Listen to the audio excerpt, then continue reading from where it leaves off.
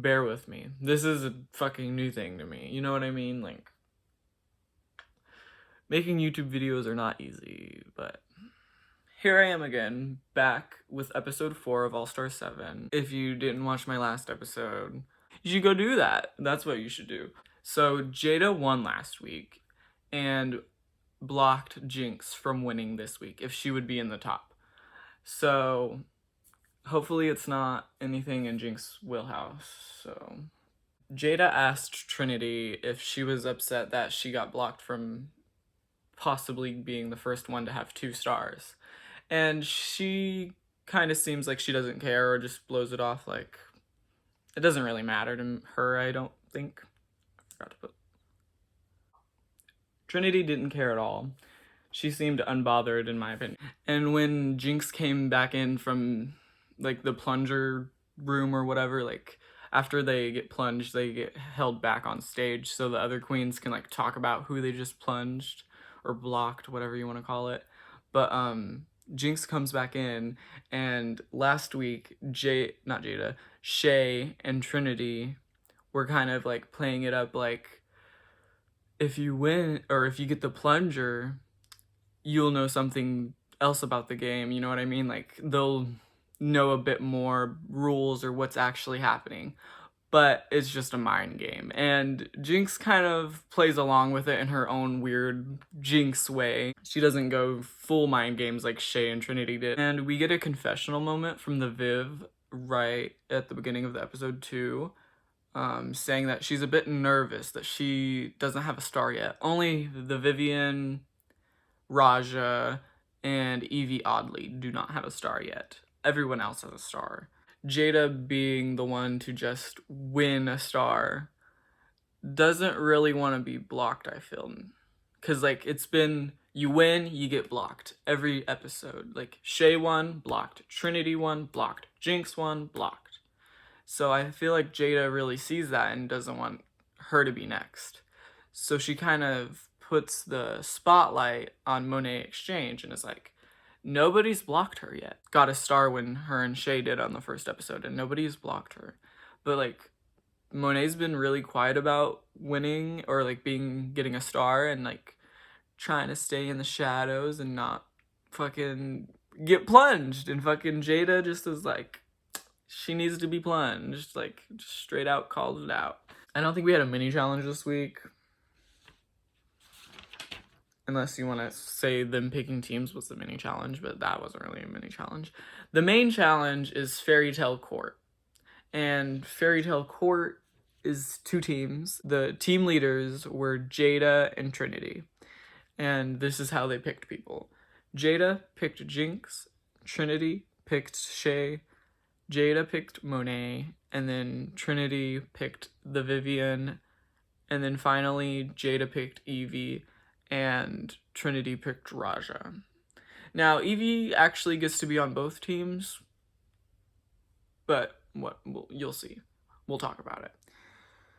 The first story is 3 Little Pigs and the Big Bad Wolf that they're parodying. Did I say that right? I don't know.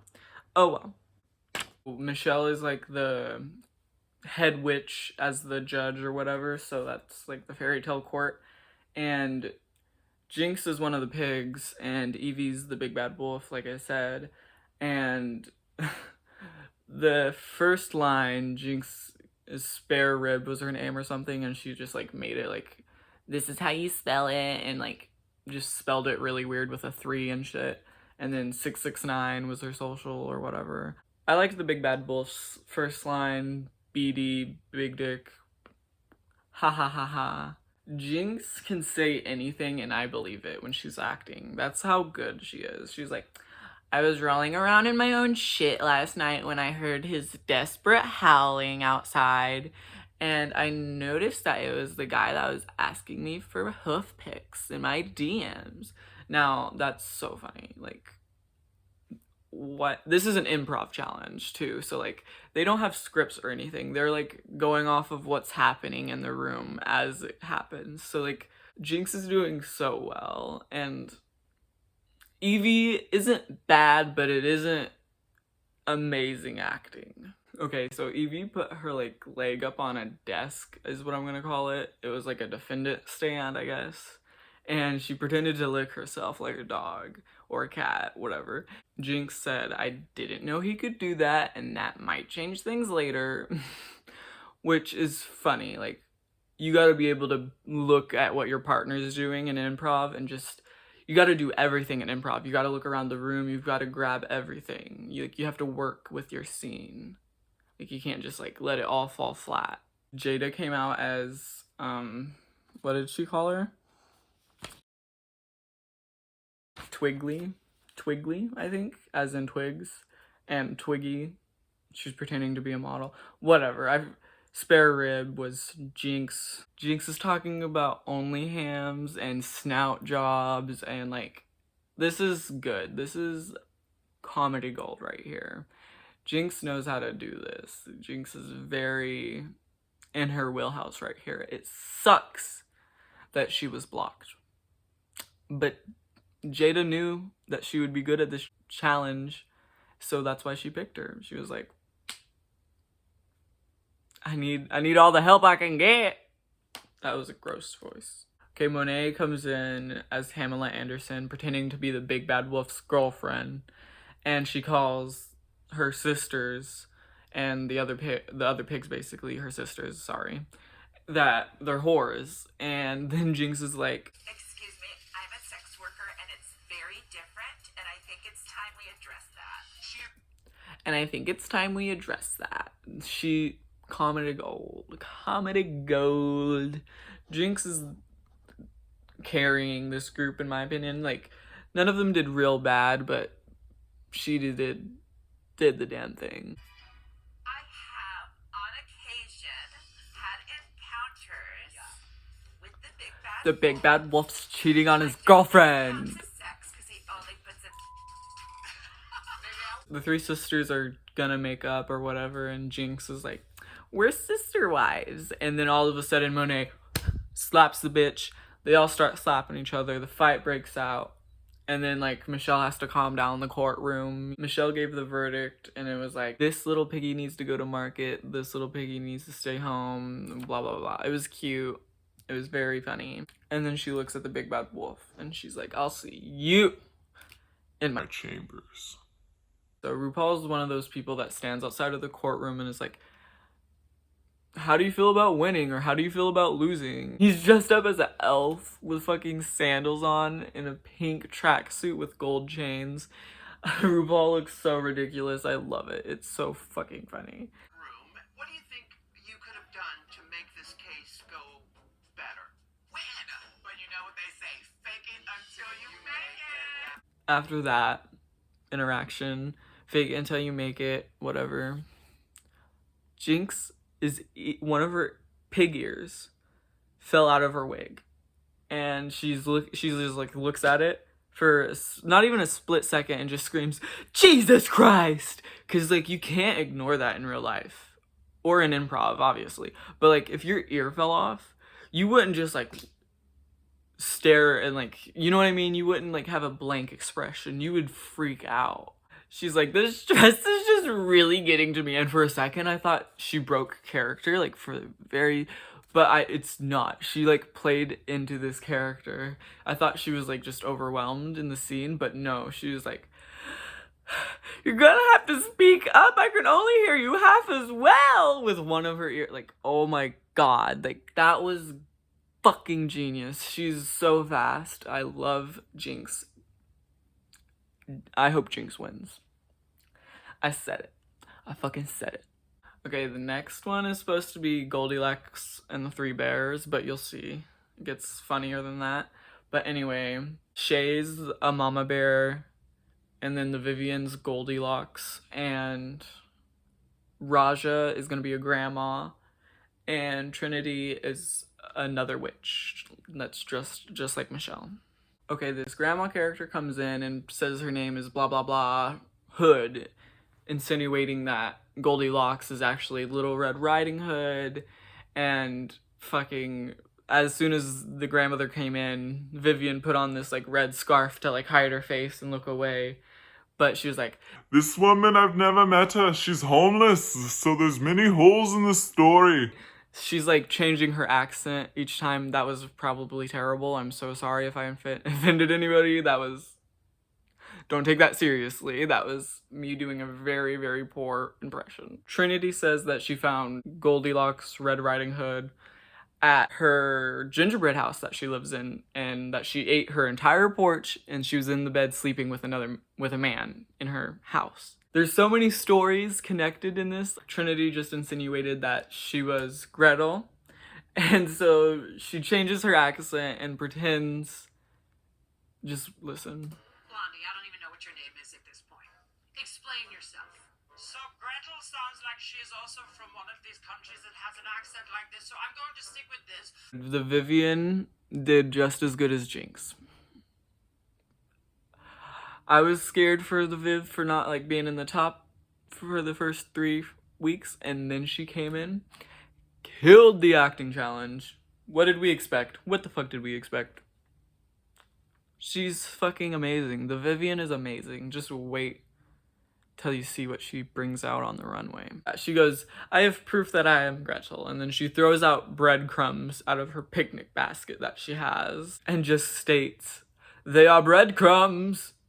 And Michelle's like, "Why are you throwing bread?" And then the Vivian looks dead in the camera and goes, "'Cause I am Hansel and Gretel, it's true to my character." And Michelle's like, "You're Hansel and Gretel?"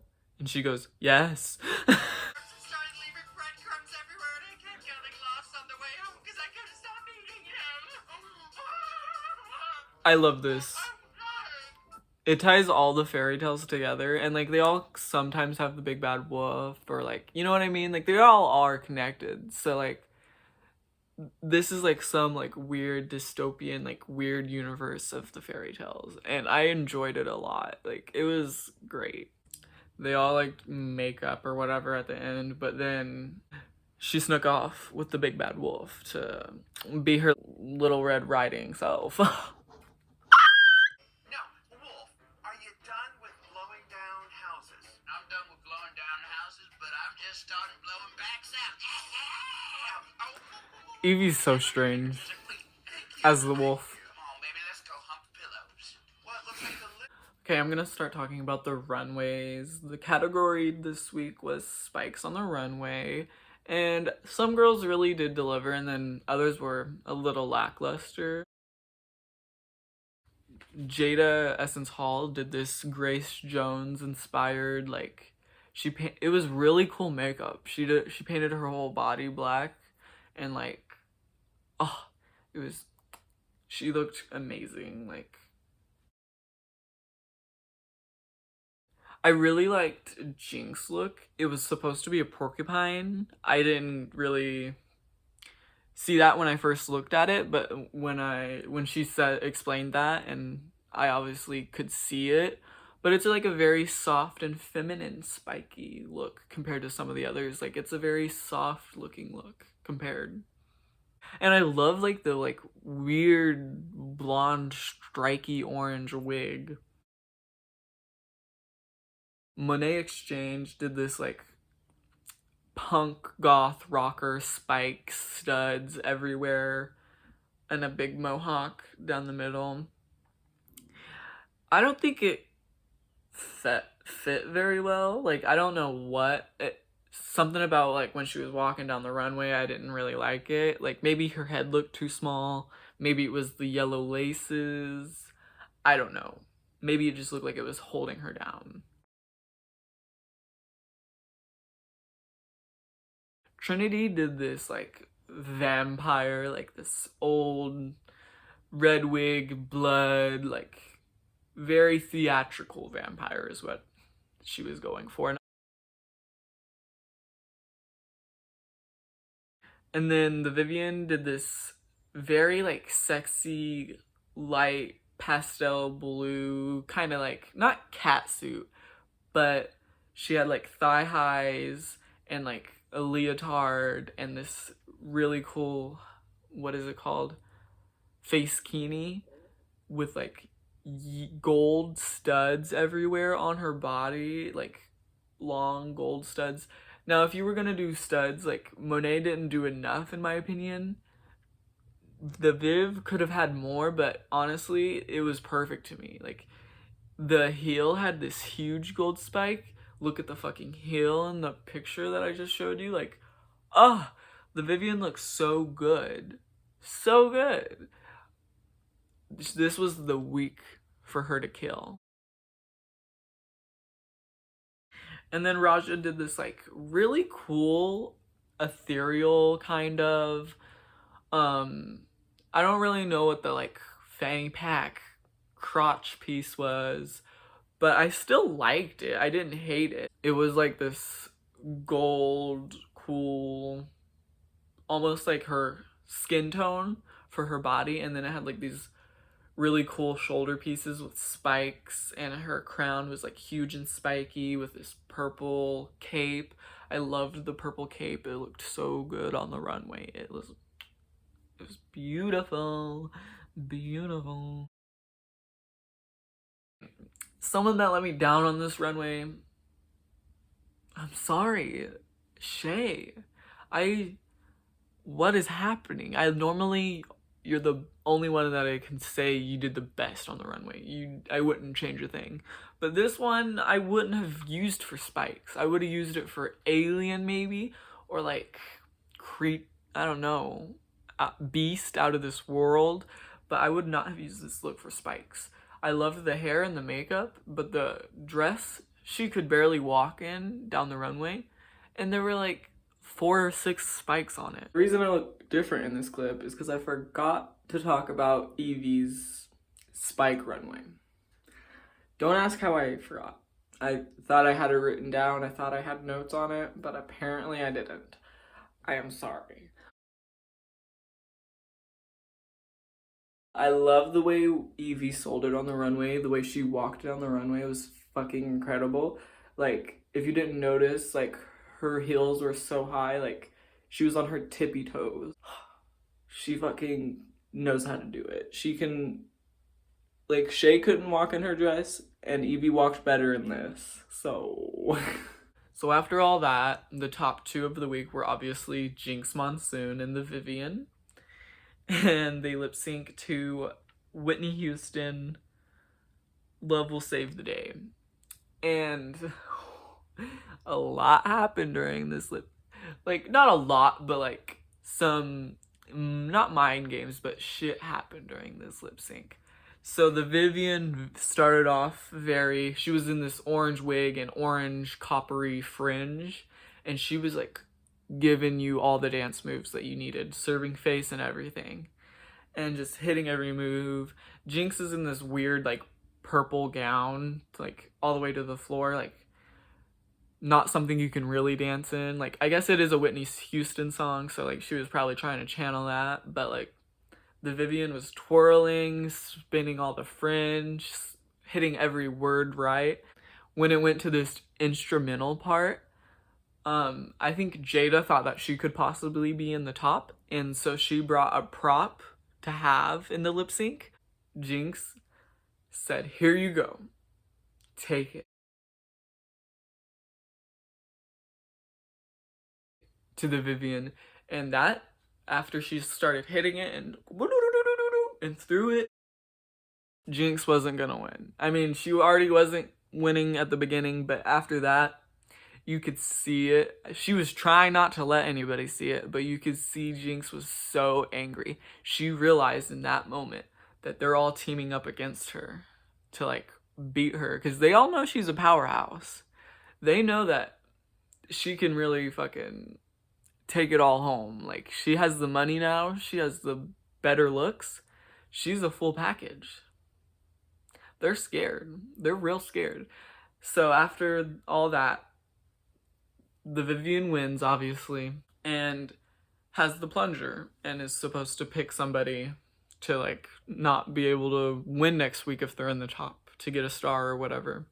And fucking she like goes down the line back and forth, and then she pretends like is gonna fucking hand it to Jada, the one that just handed her the xylophone in the lip sync, but she was just trying to be like and gave it to Monet. Jada speaked it into the universe and fucking got Monet blocked. Monet did not want this to happen, but fucking Jada had strategy and she was very smart. She called out what needed to be called out to save her own self. But hopefully she doesn't get blocked next week. We'll have to see. It'll probably be Jada or the Vivian. Those are my guesses on who's gonna get blocked next week. I believe that's all that I have for you guys this week. Thank you so much for watching and coming back and joining me. Please come back next week and hopefully it'll be up soon. And I love watching Drag Race and I love making these videos, so please like and subscribe.